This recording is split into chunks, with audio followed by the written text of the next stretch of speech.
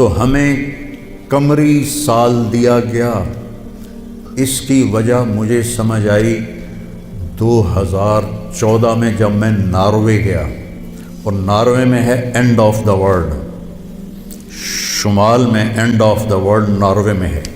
میں وہاں گیا، اس علاقے میں 2 مہینے سورج نکلتا نہیں اور 2 مہینے ڈوبتا نہیں، تو کیلنڈر جو شمسی ہے وہ فیل ہو جاتا ہے۔ رات ہے لیکن سورج نکلا ہوا ہے، پتہ نہیں دن ہے یا رات، دن ہے سورج نکلا ہوا ہے، پتہ نہیں دن ہے یا رات ہے۔ تو کئی علاقے ہیں ایسے اوپر شمال میں جہاں سورج کا کیلنڈر فیل ہو جاتا ہے۔ تو 3 گھنٹے کا اوسلو سے جہاز تھا، آگے 5 گھنٹے کا موٹر کا سفر تھا، 8 کلومیٹر کی سرنگیں تھیں، اور پھر آخری بستی مچھیروں کی تھی، وہاں سے پھر پونا گھنٹہ آگے موٹر کا سفر تھا۔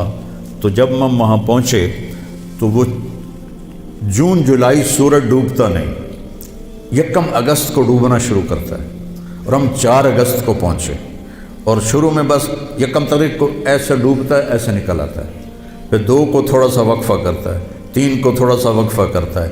4 اگست کو 20 منٹ کی رات تھی، چونکہ میں 4 اگست کو گیا ہوں مجھے یاد ہے، 4 اگست کو 20 منٹ کی رات تھی، اور ہم وہاں پہنچے تو ابھی ہم نے مغرب بھی پڑھنی تھی، عشاء بھی پڑھنی تھی، اور سورج نکلنے سے پہلے فجر بھی پڑھنی تھی۔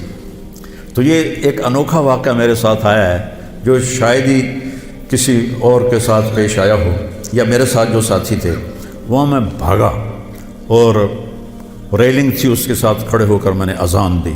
مجھے اللہ کی مخلوق کو 2 دفعہ دیکھ کے ہیبت طاری ہوئی۔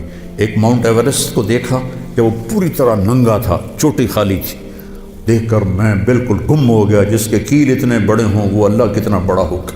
اور ایک وہ جب میں اینڈ آف دی ورلڈ پر پہنچا تو اس کا وہ منظر دیکھ کے میں گم ہو گیا۔ میں نے اذان دی، ٹھنڈی ہوا چل رہی تھی، تو میں نے قبلہ دیکھنا چاہا تو چاند سامنے چمک رہا تھا، سورج فیل ہو گیا تھا، چاند چمک رہا تھا۔ تو آج سمجھ میں آیا کہ اللہ نے ہمیں چاند کا کیلنڈر کیوں دیا ہے، کہ میرا نبی سارے زمانے کا نبی ہے۔ جہاں سورج نہیں نکلتا اور جہاں سورج کئی مہینے نہیں ڈوبتا، اگر وہاں کوئی مسلمان ہیں تو دن رات کا حساب کیسے لگائیں گے؟ چاند کو دیکھ کر۔ میں نے چاند دیکھا، واہ واہ، اب یہ رات کھڑی ہے، تو وہ قبلہ فٹ کیا، مغرب کی نماز پڑھی۔ مغرب عشاء اکٹھی پڑھنا تو مسافر کے لیے جائز ہے باقی ائمہ کے نزدیک۔ تو پہلے مغرب پڑھی، پھر عشاء پڑھی، پھر ساتھ ہی میں نے فجر کی اذان دی۔ ہاں، عشاء پڑھی، 1 وتر پڑھنا بھی سنت ہے، تو میں نے کہا بھائی آج 1 وتر پڑھو کہ نہیں فرض نہ نکل جاوے، تو 1 وتر پڑھا۔ پھر میں نے فجر کی اذان دی، ٹک ٹک ٹک ٹک 2 سنتیں پڑھی، پھر والعصر انا اعطینا سے میں نے فرض نماز پڑھائی، اور بیٹھے تھے کہ سورج آ کے السلام علیکم۔ تو وہاں جا کے مجھے یہ بات سمجھ میں آئی کہ اللہ نے ہمیں چاند کا کیلنڈر کیوں دیا ہے۔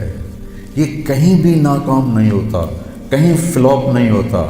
سورج کا کیلنڈر کتنی جگہ ہیں دنیا میں جہاں فلاپ ہو جاتا ہے، ناکام ہو جاتا ہے۔ تو یہ ہمارے نبی کی عالمی نبوت کی ایک دلیل چاند کا نظام شمسی بھی ہے۔